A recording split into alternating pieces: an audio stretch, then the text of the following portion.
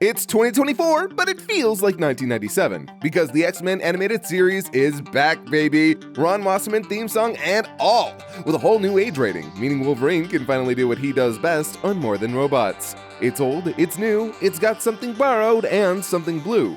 But before we can celebrate this holy union of classic X-Men and modern production, we first have to ask, does it live up to the hype?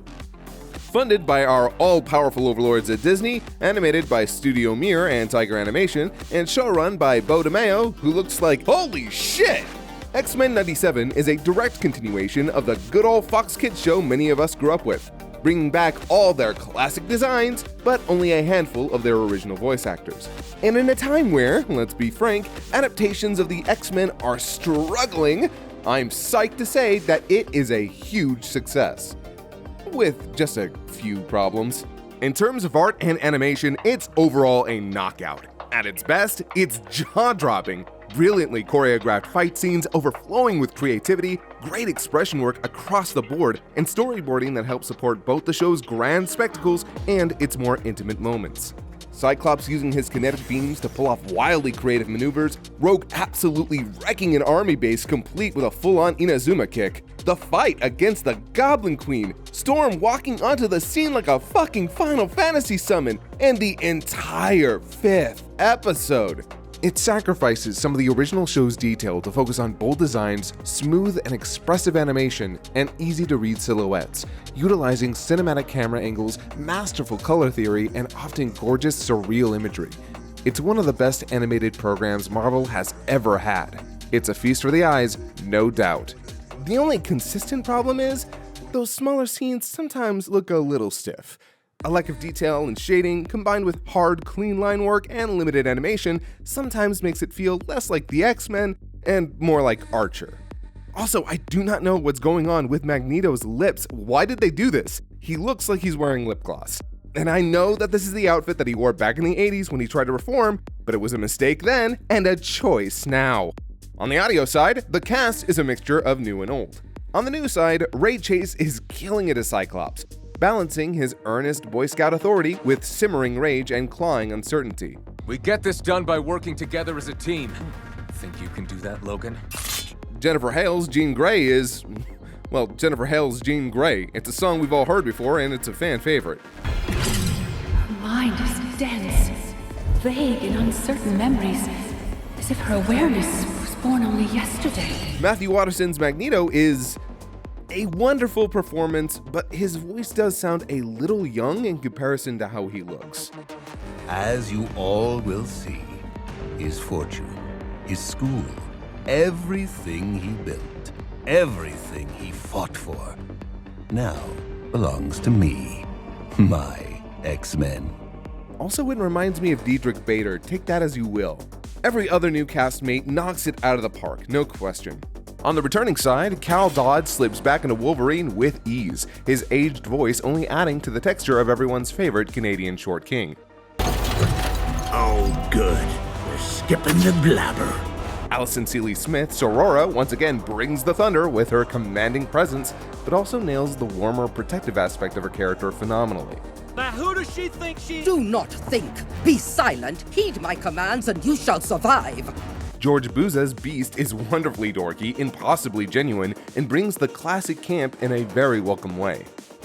Louis, I think this is the beginning of a beautiful involuntary friendship. Adrian Ho's Nightcrawler is still pitch perfect, in that I want to buy him a drink while he tells me stories about his life. We too busy for love. Too busy sinning. There is no love without sin. For love is best measured in what we forgive. And Lenore Zahn gives an award-winning performance as Rogue in some of the heaviest, most powerful moments in this entire season. Like telling Gambit the dang truth. I can't touch you, Remy. Your heart may beat for me, but I can't feel it. You light up everything you touch, but never me. Something's a bit deeper than skin, Shia. Luckily overshadowing just how much her voice is showing its age.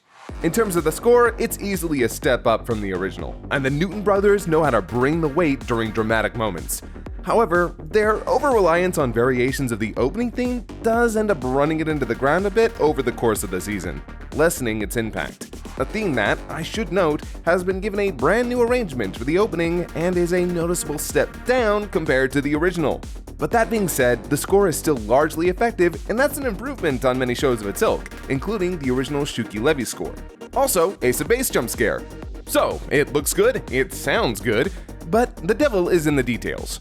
Or I guess the Mephisto is in the minutia? Whatever, how's the writing?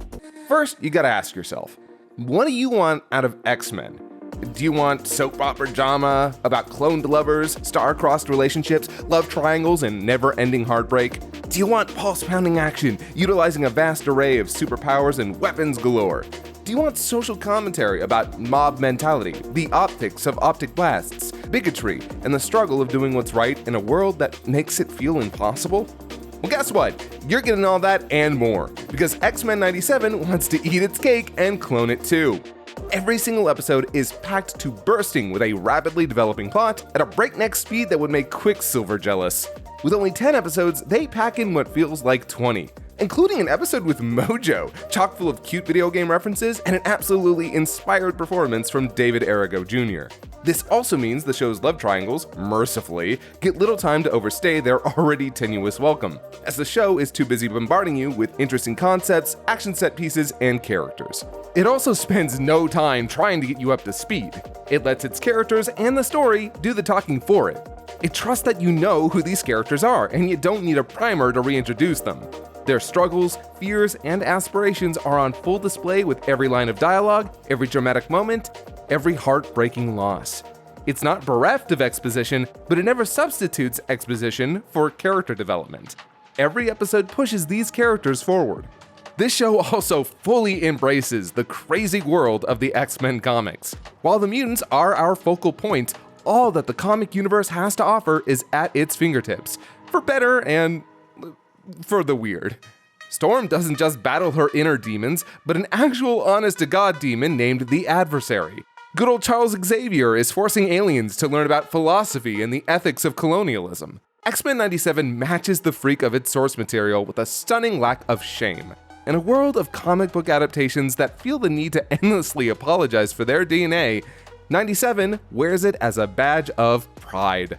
The series is sincere. While it occasionally pokes fun at its characters, story, and more absurd concepts, it also fully embraces them, celebrating them, exploring them.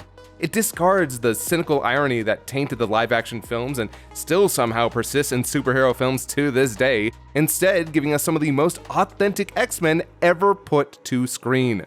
It also takes the visor off and hits you full force with the social commentary this time around. From Magneto's regular allusions to the Holocaust, Executioner's hateful screed about how he's sick of hearing persecuted minorities whine about equal rights, to Bastion's unnervingly accurate description of how the coverage of said persecution actually has a saturation point, where people start to tune out the atrocities right in front of them as it becomes too unnerving and too frequent to process. A lot of it ain't subtle, but in a series with a big blue monster named Beast, subtlety can safely take a breather. Magneto is also given a lot of careful attention. You can see the pain on his face as he struggles to match the never-ending, burning hatred of the world with a stern but patient hand, all reflecting a history of suffering that left scars deeper than any Sentinel. And when he's pushed past his breaking point, it's difficult not to understand why he doomed thousands upon millions of people to death. Too much blood in his eyes to see a peaceful path forward anymore. Wolverine, meanwhile, is thankfully de-emphasized. We've had enough years of this smelly little Canuck as the face of everything X-Men. While he still plays a vital role, he is a supporting character in this story. Instead, Cyclops is our main lead, and we're all better off for it. You can tell the writers wanted to bring the best of him from the comics, after years of him being treated like a boring stick in the mud by most of its adaptations. His struggle with his son and the tremendous burden of having to give him up in light of his own haunting abandonment issues is at the heart of his story, all the while having to come to terms with the woman he loves being the women he loves, and the weight of his responsibilities as the X-Men's leader. Jean, meanwhile, finds herself in conflict with her own memories, her identity, her life, her very existence mirrored with a son that shares her DNA yet is a stranger to her. but she comes to love and care for all the same. And through all of these internal battles, she continuously displays her power, drawn from her own tenacity, her strength of will, to protect her family, both blood and found. Such found family including Storm, whose powers are on full, dazzling display before she loses them in a literal hate crime and must come to terms with who she is without them. And through this struggle, she returns stronger as a mutant and as a person. Admittedly though, I preferred the mohawk, but that's just me. Unfortunately, Sunspot might be the odd man out here. He's an obnoxious rich kid with a contemporary design that clashes hard with the rest of the cast. His story attempts to show that even rich kids aren't safe from discrimination, especially as his own family demands he portray himself and his identity to appease others. But his narrative struggled to engage me, largely due to the lack of bite to his story and him just being generally unlikable. In contrast with Jubilee, who gets plenty of moments to shine, pun intended. While I wasn't in love with her episode about being sucked into a video game, I appreciated its message about how nostalgia is, in some ways, a trap that keeps you from growing, changing, and evolving. But Rogue might be the star of this season.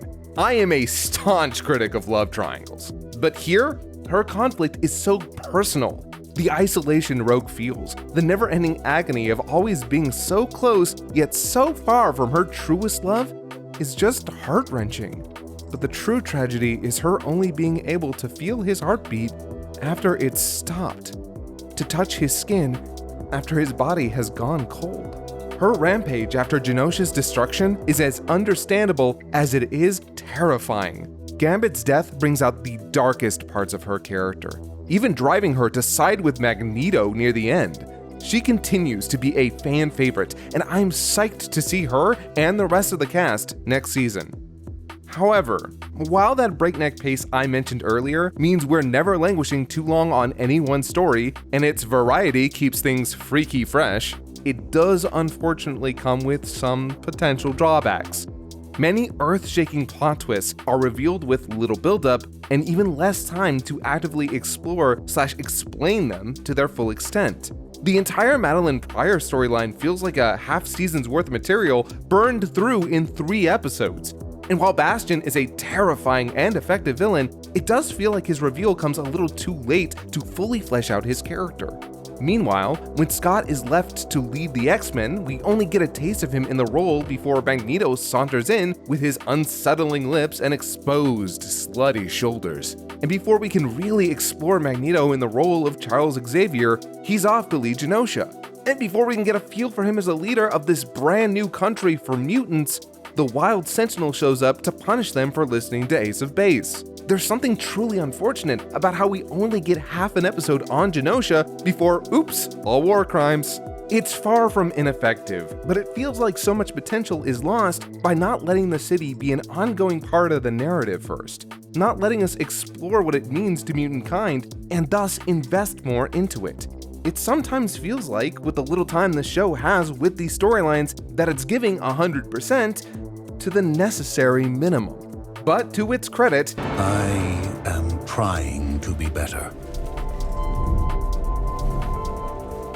Please, do not make me let you down. one of the reasons it's as effective as it is its dialogue.